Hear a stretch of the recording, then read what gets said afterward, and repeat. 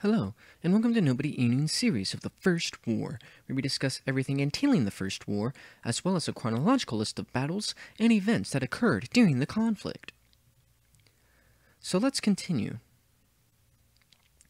Months later, the young mage, Khadgar, had finally arrived from Dalaran to Karazhan, Medivh's tower, deep within the mountain range near the border of the Swamp of Sorrows, and after a nervous review of his instructions and preparations, he proceeded forward, entering the tower. After meeting Medivh's servant, Morose, Khadgar was escorted to the Guardian and underwent an interview with him. Medivh interviewed the young mage just to see if he was worthy enough to be considered to be his apprentice. Later that night, after the interview, and while passing through the halls of the tower, Khadgar was presented with a vision from the magical tower Karazhan, and witnessed a titanic battle on the orc homeworld between the human and orc forces. The roof above him opened up into a brilliant sky, the color of fresh crimson blood, and he was surrounded by men in armor and armed for battle. Khadgar stepped back, but the hallway had vanished behind him, only leaving an uneven, barren landscape, unlike any he had ever seen before. The men were shouting and pointing, but their voices were indistinct and muddied. Despite Khadgar's efforts, he could barely make out inaudible sounds. Khadgar thought it might be some sort of dream, but quickly realized it wasn't. He could almost feel the heat of the rotting, corpulent sun on his skin, and the harsh, dead breeze and shouting men who moved all around him. The soldiers ignored him as if he were some invisible spirit. Khadgar, disturbed by this, reached out to grab one of the soldiers on his shoulder, and to his own relief, his hand did not pass through the battered shoulder plate. The young mage found resistance, but only of the most amorphous sort. He could feel the solidity of the armor and the rough ridges of the metal. These men had recently fought in a hard battle, Khadgar realized. Only 1 out of 3 men were without some form of rough bandage, blood-stained badges of war sticking out from beneath dirty armor and damaged helms. Their weapons were notched as well, and spattered with dried crimson blood. He had fallen into a major battlefield.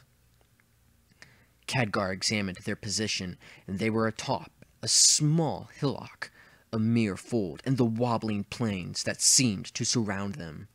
What vegetation existed had been chopped down and formed into crude battlements, now guarded by the grim-faced men. This was no safe redoubt, no castle, nor fort. They had chosen this spot to fight only because there was nowhere else to fall back to. The soldiers parted as one of their leaders, a great, white-bearded man with broad shoulders, pushed his way through. His armor was battered as well, but it consisted of a breastplate bolted over a crimson set of scholarly robes, the type that could be found in the halls of the Kirin Tor.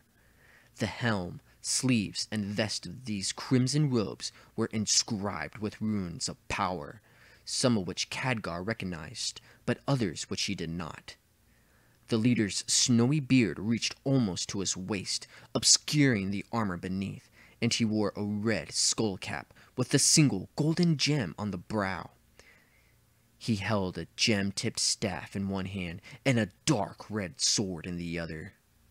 The leader was bellowing at the soldiers in a voice that sounded to Khadgar like the raging sea itself. The warriors seemed to know what he was saying, for they formed themselves up neatly along the barricades, others filling gaps along the line. The commander brushed past Khadgar, and despite himself, the youth stumbled back, moving out of his way. The commander shouldn't have noticed him, just like none of the others had. But he did. His voice dropped for a moment. He stammered. His foot landed badly on the uneven soil of the rocky hilltop, and he almost stumbled backwards. Yet instead, he turned and regarded Khadgar. He looked at Khadgar, and it was clear to the would-be apprentice that the mage warrior saw him clearly as day. The commander's eyes looked deeply into Khadgar's own, and for a moment Khadgar felt as he had under Medivh's own withering glare earlier. Yet, if anything, this was far more intense and far more personal. Khadgar looked back into the eyes of the commander, locked in them, trapped in his gaze. And what he saw there made him gasp. Despite himself, he turned away, breaking the locked gaze with the mage warrior. When Khadgar looked up again, the commander was nodding at him. It was a brief, almost dismissive nod. Then he was off again, bellowing at the warriors, ordering them to defend themselves. Khadgar wanted to go after him, to chase him down, and find out how he could see him when the others could not, and what he could tell him, but there was a cry around him, a muddy cry of tired men, called to the front lines one last time. Swords and spears were raised to the sky of the spilled blood, and arms pointed towards the nearby ridges. Khadgar looked where the men were pointing, and a wave of green and black colorations topped the nearest ridge. Khadgar thought it was some river, or maybe an arcane and colorful mudflow. But he quickly realized that the wave was an advancing army. Black was the color of their armor, and green the color of their skin. They were nightmarish creatures, mockeries of the human form. Their jade-fleshed faces were dominated by heavy, underslugged jaws lined with fanged teeth, their noses flat and snuffling like a dog's, and their eyes small, bloody, and filled with hate. Their weapons and armor were a mixture of all kinds of designs, fashioned together. As they approached the army, they let out a roar that rocked the ground beneath them. The soldiers around him let out a cry of their own, and as the green creatures closed the distance between the hills, the soldiers let out a volley, then another, each one filled with red-fletched arrows. The front lines of the monstrous creatures stumbled and fell, and were immediately trampled by those who raced forward behind them. Another volley was fired, and another rank of the monsters toppled, yet their falling was subsumed by the advancing army that followed. To Khadgar's right, there were flashes as lightning danced along the surface of the earth, and the monstrosities screamed in agonizing pain as their flesh was boiled from their bones. Khadgar thought of the warrior mage commander, but also realized that these bolts only thinned the charging hordes by the merest fraction. And then, the green-fleshed monstrosities were on top of them, the army of monsters smashing against the crude barricade. The felled timbers were no more than twigs in their path, and Khadgar could feel the line buckle. One of the soldiers nearest to him toppled, impaled by a great dark spear. In the warrior's place was a nightmare of green flesh and black armor, howling victoriously as it swept down upon him, hacking away at the soldier. Despite himself, Khadgar backed 2 steps, then turned to run for his life, and almost slammed into Morose, Medivh's servant, who was standing in the archway of the tower. Khadgar had bumped into Morose, who quickly realized what had happened to Khadgar, as he appeared to be in a semi-state of shock. Morose quickly brought him back to his senses and escorted the young mage to their late dinner. Khadgar continued to go through the process of becoming Medivh's official apprentice, much to his frustration and irritation. Things were far different here than he had ever expected or experienced before.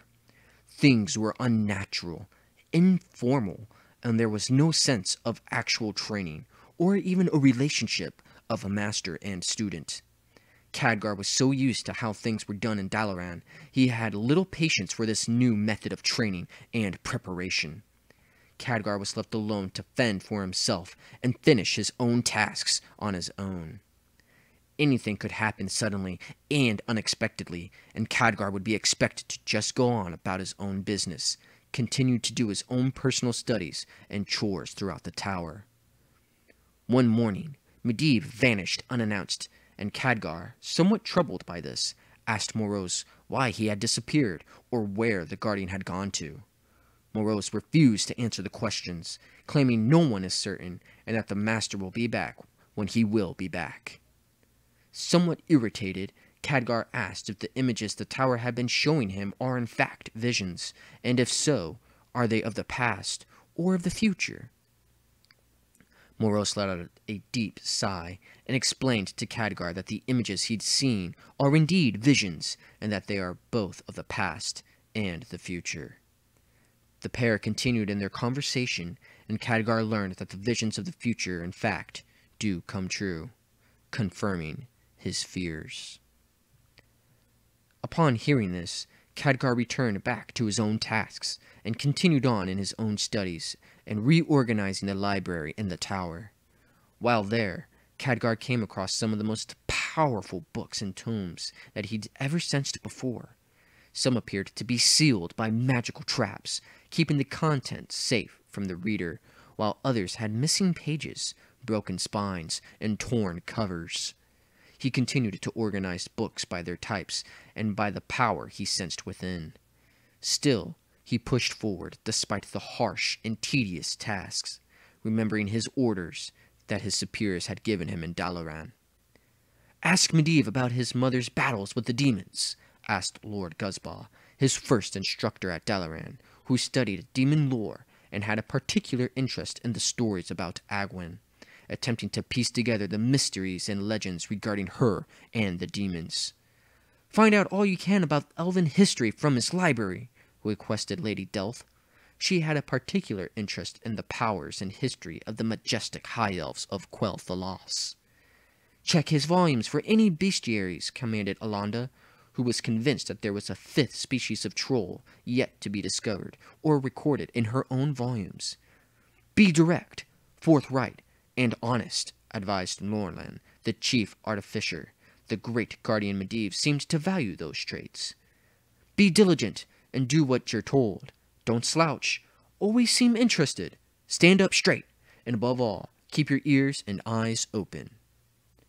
Khadgar ran these orders through his mind over and over again, conflicted with the orders to take the secrets of Karazhan back to Dalaran, or to be the true apprentice of the most powerful being on the planet. This account can be found solely in the novel The Last Guardian by Jeff Grubb, and there are really no discrepancies with this portion of the novel, at least. Though there are some minute details that were left out, virtually the whole account was covered and can be placed fairly easily within the timeline. Khadgar would be instructed to reorganize the library and Karazhan Tower, show Medivh his accomplishments, as well as where everything had been relocated to, as well as learn all he could while in the library, and explain to Medivh what he had learned. Medivh would later give him permission to write back to his instructors at Dalaran, who sought the knowledge of Karazhan, but only after Medivh approved of it, not to keep secrets from them, but simply to refresh his own memory, as he had forgotten many things pertaining to the history and to many spells that were recorded within his own tower. Things would continue to be awkward for Khadgar while in Karazhan. He was always on his toes, afraid to be rejected, never knowing if he was accepted to be the true apprentice, and cautious of the visions of the tower. Medivh would continue to visit and disappear on a whim, and never said where he was going or when he'd be back, nor what he was doing. Only later would Medivh finally begin to instruct Khadgar in the philosophies and ideologies of the Guardians and what their purpose truly was within the world. That's it for today. This concludes the arrival to Karazhan and the visions of the Alliance expedition. Thank you for watching today's episode in this series. If you want to see more episodes and series, please subscribe to my channel and like this video. If you have any questions, comments, or concerns, please feel free to message me. Also, don't forget about our Facebook page that is up and running. The link to that is in the About box. Until next time, I will see you on the next episode.